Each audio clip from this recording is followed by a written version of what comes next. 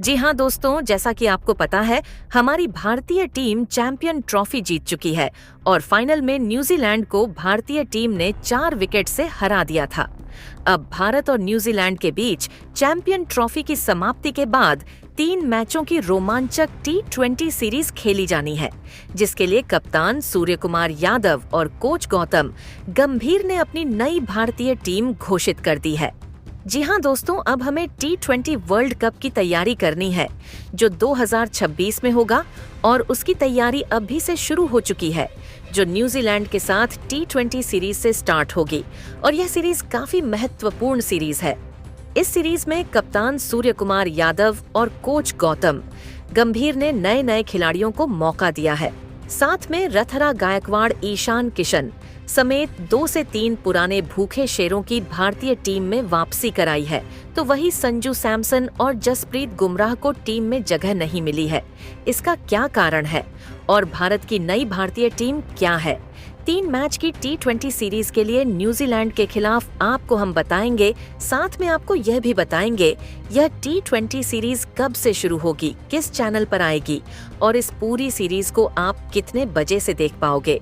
यानी कि संपूर्ण जानकारी आपको मिलने वाली है, इसलिए वीडियो को अंत तक जरूर दिखेगा, क्योंकि क्रिकेट से रिलेटेड हर अपडेट सबसे पहले इसी चैनल पर दी जाती है। साथ में दोस्तों, भारतीय टीम को T20 में एक नया उपकप्तान भी मिल चुका है, यानी कि हमें नई नवेली टीम देखने को मिलने वाली है, जो न्यूजीलैंड के खिलाफ 3 मैच की T20 सीरीज में खेलेगी। और यह T20 सीरीज काफी रोमांचक और कांटेदार होगी, क्योंकि न्यूजीलैंड की टीम भारत से फाइनल में हार चुकी है चैंपियन ट्रॉफी में। इसी वजह से न्यूजीलैंड की टीम भारत को T20 सीरीज में हारने की पूरी कोशिश करेगी और चैंपियन ट्रॉफी के फाइनल में मेरी करारी हार का थोड़ा सा दर्द कम करने की कोशिश करेगी। इसी वजह से कप्तान सूर्य कुमार यादव और कोच गौतम गंभीर ने एक खिलाड़ी का चयन काफी सोच समझकर किया है, ताकि भारतीय टीम में 20 सीरीज 30 से जीत सके और एशिया कप 2020 वर्ल्ड कप से पहले अच्छे से तैयारी कर सके। तो आगे आपको हम प्लेइंग 11 बताएंगे, साथ में शेड्यूल भी बताएंगे। उससे पहले अगर आप भी चाहते हो भारतीय टीम इसी प्रकार चैंपियन ट्रॉफी जीतती रहे और T20 सीरीज में भी न्यूजीलैंड को बुरी तरह हराए, तो वीडियो को लाइक जरूर कीजिएगा। दोस्तों, आपको पहले हम शेड्यूल बता देते हैं, उसके बाद भारत की नई 15 सदस्य टीम बताएं। तो दोस्तों, आप सभी को बता दें, भारत और न्यूजीलैंड के बीच 3 मैच की T20 सीरीज आप सभी अपने मोबाइल की स्क्रीन पर है। जे हॉटस्टार पर लाइव देख सकते हो। वही टीवी की बात की जाए तो आपसे भी टीवी पर स्टार स्पोर्ट्स 1 हिंदी और स्टार स्पोर्ट्स 1 हिंदी HD पर देख सकते हो। यानी कि चैंपियन ट्रॉफी 2025 की तरह ही हमें T20 सीरीज भी जे हॉटस्टार और स्टार स्पोर्ट्स नेटवर्क पर ही देखने को मिलेगी। वहीं इसके बाद भारत और न्यूजीलैंड के बीच T20 सीरीज के समय की बात की जाए तो आप सभी को बता दें, पहले T20 मैच आप सभी भारतीय समय अनुसार शाम के 7 बजे से लाइव देख सकते हो। इसके लिए टॉस शाम को 6:30 पर होगा। साथ में दूसरा T20 और तीसरा T20, यह दोनों दलवे भी इसी समय पर आने वाले हैं, यानी कि समय 7 बजे रहेगा। इसके बाद आप सभी को बता दें, आप सभी भारत और न्यूजीलैंड के बीच पहले T20 का महामुकाबला भारत के कोलकाता के ईडन गार्डन स्टेडियम पर खेला जाने वाला है। जी हाँ दोस्तों, यह तीनों मैच भारत में होंगे। के बाद दूसरे T20 के मुकाबले की बात की जाए तो भारत और न्यूजीलैंड के बीच दूसरा T20 का महामुकाबला आप सभी AM चिन्नास्वामी स्टेडियम बेंगलुरु में खेला जाएगा। इसके बाद तीसरे और अंतिम T20 की बात की जाए, तीसरा और अंतिम T20 Rajiv Gandhi international stadium Hyderabad में खेला जाएगा। तो दोस्तों, ये 3 स्टेडियम पर तीनों ही T20 मैच खेले जाएंगे। साथ में समय और लाइव स्ट्रीमिंग भी आप सभी को बता दिया है। ये पूरा शेड्यूल है। चलिए, अब हम भारत की 15 सदस्य टीम पर नजर डालते हैं। वह कौन से 15 खतरनाक खिलाड़ी हैं जो हमें न्यूजीलैंड टीम के खिलाफ T20 सीरीज में खेलते हुए दिखाई देंगे। तो सबसे पहले हम पहले और कप्तान की बात करें तो पहले खिलाड़ी के रूप में और कप्तान हमें एक बार फिर सूर्य कुमार यादव ही नजर आने वाले हैं। जी हाँ दोस्तों, आने वाले एशिया कप और T20 वर्ल्ड कप, इन दोनों ही बड़े टूर्नामेंट तक 20 की कप्तानी सूर्य कुमार यादव के कंधों पर ही है और हमें एक बार फिर सूर्य कुमार यादव ही न्यूजीलैंड के खिलाफ भी T20 सीरीज में कप्तानी और पहले खिलाड़ी के रूप में नजर आएंगे। सूर्य कुमार यादव, जिन्हें स्काई के नाम से भी जाना जाता है, अपनी आक्रामक बल्लेबाजी और 360 डिग्री शॉट्स खेलने की क्षमता के लिए मशहूर है। उनके पास तेज गेंदबाजों और स्पिनर्स दोनों के खिलाफ रन बनाने की कला है, जिससे वह किसी भी परिस्थिति में विरोधी टीम के लिए बड़ा खतरा बन जाते हैं। सूर्य कुमार यादव की खासियत यह है कि वह शुरुआत से ही तेजी से रन बना सकते हैं। उनकी बैटिंग में cover drive, scoop, short sweep shot और फ्लिक जैसे शॉट्स की भरमार होती है। वह मिड विकेट और लॉन्ग ऑन के ऊपर से लंबे शॉट लगाने में भी माहिर है। कप्तान के तौर पर भी सूर्य कुमार यादव में बेहतरीन लीडरशिप क्वालिटी है। उन्होंने IL में भी कई बार अपनी कप्तानी का लोहा मनवाया है। इसके बाद दूसरे खिलाड़ी की बात की जाए और उप कप्तान की बात की जाए तो वह होने वाले हैं थुरा गायकवाड़। जी हाँ दोस्तों, ऋतु, आज गायकवाड़ को एक नई जिम्मेदारी मिल चुकी है और वह जिम्मेदारी है उप कप्तानी की T20 सीरीज के लिए। न्यूजीलैंड के खिलाफ हमें रथरा गायकवाड़ दूसरे खिलाड़ी के रूप में और उप कप्तान के रूप में नजर आने वाले हैं। रथरा गायकवाड़ अपनी तकनीकी रूप से सुदृढ़ बल्लेबाजी और शानदार टाइमिंग के लिए जाने जाते हैं। उनका खेल स्पिन और तेज गेंदबाजी दोनों के खिलाफ बेहतरीन रहता है। खास तौर पर पावर प्ले में वह गेंदबाजों पर हमला करते हुए चौके की बरसात कर सकते हैं। आर्थराज गायकवाड़ के पास कवर ड्राइव, पुल, शॉर्ट फ्लिक शॉट और स्ट्रेट ड्राइव जैसे बेहतरीन शॉट्स का भंडार है। वह अक्सर गेंदबाजों की लेंथ का जल्दी अंदाजा लगाते हैं और उसी के मुताबिक अपने शॉट्स खेलते हैं। खासकर स्पिनर्स के खिलाफ वह कदमों का इस्तेमाल करके उन्हें बैकफुट पर ला देते हैं। IPL में चेन्नई सुपर किंग्स के लिए खेलते हुए उन्होंने कई मैच विनिंग पारियां खेली हैं और उनकी स्ट्राइक रेट भी बेहतरीन रही है। अर्थु, आज गायकवाड़ का शांत स्वभाव और परिस्थिति के अनुसार खेलने की क्षमता उन्हें एक परिपक्व बल्लेबाज बनाती है। न्यूजीलैंड के खिलाफ इस सीरीज में उनसे एक शानदार ओपनिंग की उम्मीद होगी ताकि भारतीय टीम को एक मजबूत शुरुआत मिल सके। कि इसके बाद तीसरे खिलाड़ी की बात की जाए तो तीसरे खिलाड़ी के रूप में कप्तान सूर्य कुमार और कोच गंभीर ने एक बार फिर अभिषेक शर्मा को ही न्यूजीलैंड के खिलाफ T20 सीरीज में शामिल किया है। जीवन दोस्तों, अभिषेक शर्मा कितने विस्फोटक और आक्रामक बल्लेबाज हैं, ये आपने देख ही लिया होगा।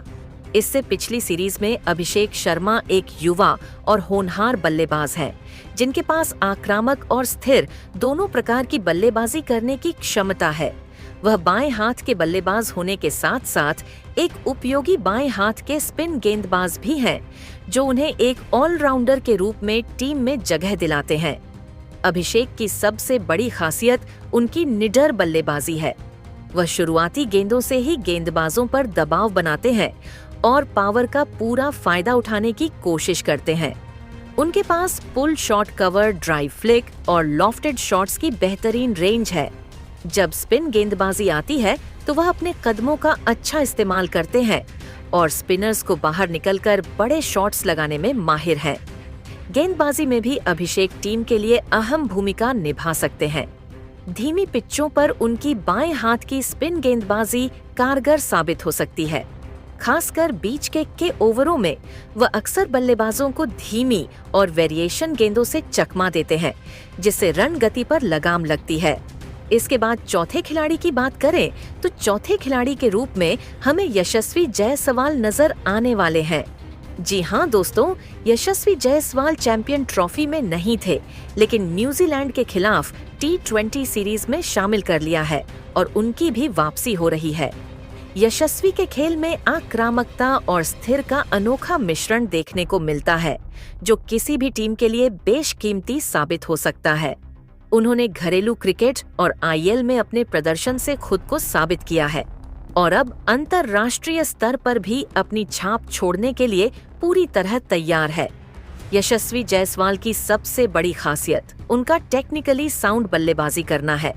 उनके पास cover drive straight, drive cut shot और पुल शॉट जैसे बेहतरीन शॉट्स की विविधता है। वह स्पिनर्स और तेज गेंदबाजों दोनों के खिलाफ सहजता से खेल सकते हैं, जो उन्हें किसी भी स्थिति में उपयोगी बनाता है। वह पावर प्ले के बाद के ओवरों में भी स्कोर को तेज कर सकते हैं और जरूरत पड़ने पर मैच को फिनिश करने की क्षमता रखते हैं। यशस्वी का मैदान पर आत्मविश्वास देखने लायक होता है। वह दबाव में भी शांत रहते हैं और बड़े मुकाबलों में भी बेहतरीन प्रदर्शन कर सकते हैं। उनका स्ट्राइक रेट और मैच को गहराई तक ले जाने की क्षमता उन्हें टीम इंडिया के मध्य क्रम में मजबूती प्रदान करती है। इसके बाद 5वें खिलाड़ी और पहले विकेट कीपर की बात करें तो वह ईशान किशन होने वाले हैं। जहां दोस्तों, ईशान किशन की भी T20 सीरीज में न्यूजीलैंड के खिलाफ भारतीय टीम में वापसी हो रही है। ईशान किशन का खेल हमेशा आक्रामकता से भरा होता है और वह किसी भी गेंदबाजी आक्रमण को तहस नहस करने की क्षमता रखते हैं। वह अपने ताबड़तोड़ शॉट्स और बेखौफ अंदाज के लिए जाने जाते हैं। उनकी बल्लेबाजी का अंदाज खास तौर पर स्पिनर्स के खिलाफ बेहद प्रभावी होता है, जहां वह स्वीप शॉट, रिवर्स स्वीप और लॉन्ग ऑन के ऊपर मारने में माहिर है। ईशान किशन की सबसे बड़ी ताकत उनका स्ट्राइक रेट है। वह पहली ही गेंद से गेंदबाजों पर हावी होने की कोशिश करते हैं और अक्सर टीम को तेज शुरुआत दिलाते हैं। भले ही वह मिडिल ऑर्डर में खेले, लेकिन वह गेम को फिनिश करने का मादा रखते हैं। IPL और अंतर्राष्ट्रीय क्रिकेट में उन्होंने कई बार खुद को साबित किया है, खासकर तब जब टीम को तेज रन बनाने की जरूरत हो। इसके अलावा ईशान किशन एक शानदार विकेट कीपर भी हैं। उनकी विकेट के पीछे की फुर्ती, तेज स्टंपिंग और कैच पकड़ने की क्षमता उन्हें एक परफेक्ट पैकेज बनाती है। वह गेंदबाजों का आत्मविश्वास बढ़ाते हैं और स्पिनर्स के लिए तो वह विकेट के पीछे एक बड़ा हथियार साबित होते हैं। इसके बाद छठे खिलाड़ी की बात करें तो छठे खिलाड़ी के रूप में न्यूजीलैंड के खिलाफ T20 सीरीज में हमें तिलक वर्मा दिखाई देंगे। तिलक वर्मा ने अपने दमदार प्रदर्शन से घरेलू क्रिकेट और IPL में सबको प्रभावित किया है। वह मिडिल ऑर्डर में एक स्थिरता प्रदान करते हैं और दबाव की स्थिति में बेहतरीन बल्लेबाजी करने की क्षमता रखते हैं। तिलक वर्मा की बल्लेबाज का अंदाज तकनीकी रूप से मजबूत और आक्रामक है। वह कवर, ड्राइव स्ट्रेट, ड्राइव और पुल शॉट जैसे क्लासिकल शॉट के साथ साथ आधुनिक शॉट्स में भी माहिर हैं। उनकी सबसे बड़ी ताकत यह है कि वह स्पिन और पेस दोनों के खिलाफ समान रूप से अच्छा प्रदर्शन करते हैं। वह स्पिनर्स के खिलाफ स्वीप और रिवर्स स्वीप जैसे शॉट्स खेलते हैं, जबकि तेज गेंदबाजों के खिलाफ कट और पुल शॉट्स में निपुण है।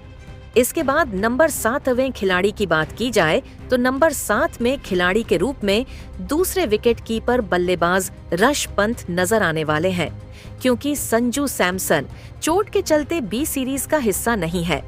ऋष पंत ऐसे खिलाड़ी हैं जो कभी भी मैच का रुख बदल सकते हैं।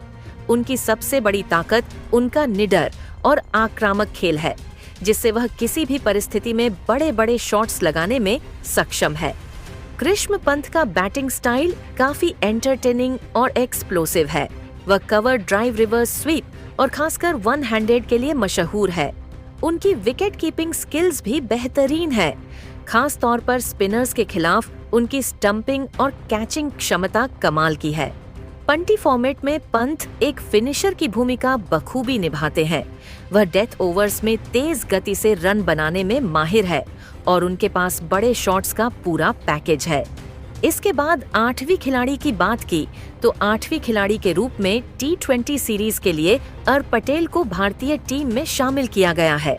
अक्षर पटेल का टीम में होना भारतीय टीम को बैलेंस देता है, क्योंकि वह गेंद और बल्ले दोनों से शानदार प्रदर्शन करने में सक्षम है। उनकी लेफ्ट आर्म स्पिन गेंदबाजी खास तौर पर T20 फॉर्मेट में बहुत कारगर साबित होती है। अक्षर पटेल की गेंदबाजी की सबसे बड़ी खूबी उनकी सटीक लाइन और लेंथ है।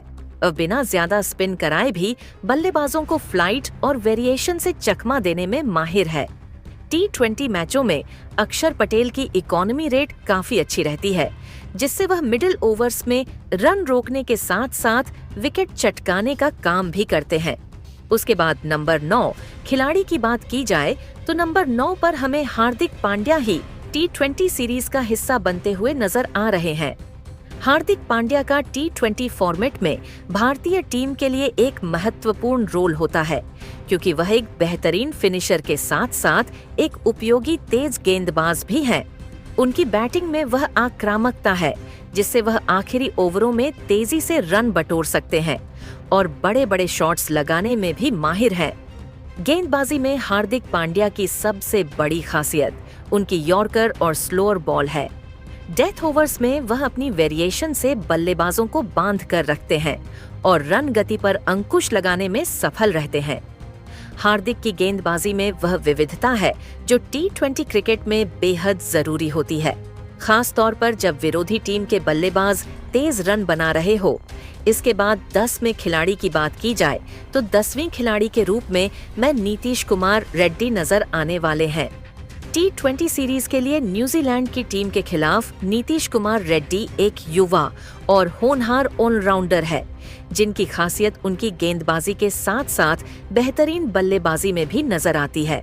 उन्होंने घरेलू क्रिकेट में अपने प्रदर्शन से सबका ध्यान खींचा है और अब इंटरनेशनल स्तर पर भी अपनी छाप छोड़ने का मौका मिलेगा।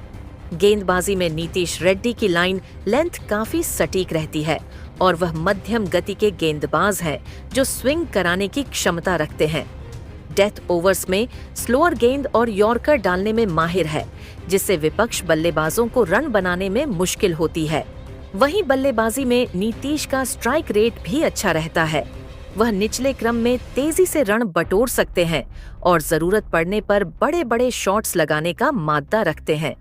इसके बाद 11 खिलाड़ी के रूप में हमें रिंकू सिंह नजर आने वाले हैं। न्यूजीलैंड टीम के खिलाफ रिंकू सिंह एक बेहतरीन मध्य क्रम के बल्लेबाज हैं, जिनकी पहचान एक विस्फोटक फिनिशर के रूप में होती है। उन्होंने IPL और घरेलू क्रिकेट में अपनी शानदार बल्लेबाजी से खुद को साबित किया है। खासकर दबाव की परिस्थितियों में रिंकू सिंह अपने आक्रामक शॉट्स के लिए जाने जाते हैं, जिसमें पुल शॉट, कवर ड्राइव और हेलीकॉप्टर शॉट जैसी हिट्स शामिल है। रिंकू का स्ट्राइक रेट भी काफी ऊंचा रहता है, जो T20 फॉर्मेट के लिए बेहद जरूरी है। वह न केवल चौके लगाते हैं, बल्कि सिंगल डबल लेकर स्ट्राइक को रोटेट भी करते हैं। इसके अलावा वह एक शानदार फील्डर भी है, जो बाउंड्री लाइन पर चपलता के साथ कैच पकड़ने और रन बचाने में माहिर है।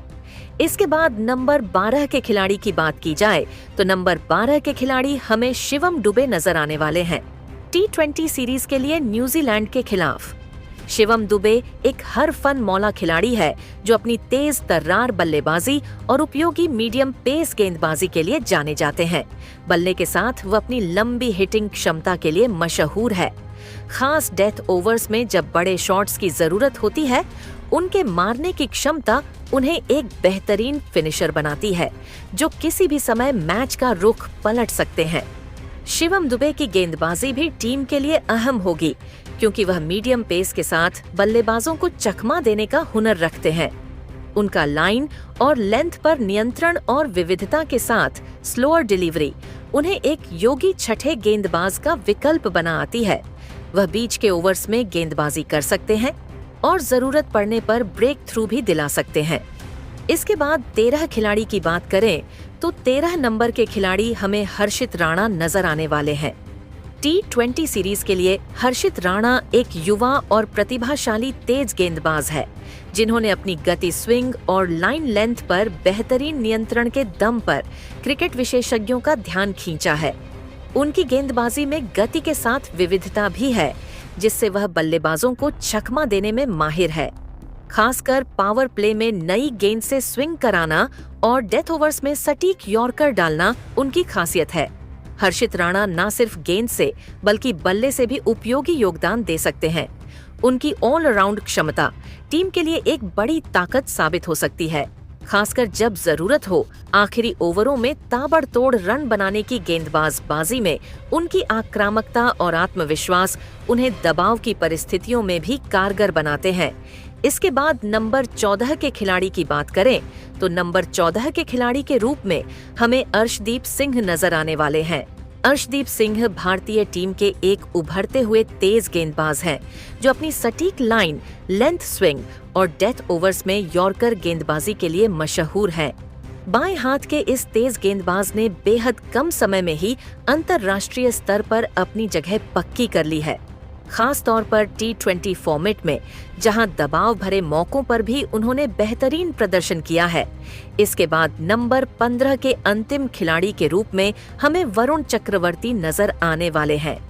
T20 सीरीज के लिए वरुण चक्रवर्ती एक रहस्यमय स्पिनर हैं, जो अपनी विविधतापूर्ण गेंदबाजी के लिए जाने जाते हैं। उनके पास कैरम बॉल, गगली फ्लिपर और पारंपरिक ऑफ स्पिन जैसी कई तरकीबें हैं, जो बल्लेबाजों को कंफ्यूज कर देती हैं। दोस्तों, कुछ इस प्रकार की हो सकती है। भारत की 15 सदस्य टीम न्यूजीलैंड के खिलाफ इस टीम को 10 में से कितने नंबर देना चाहोगे? हमें जरूर बताइएगा। तब तक के लिए जय हिंद, जय भारत।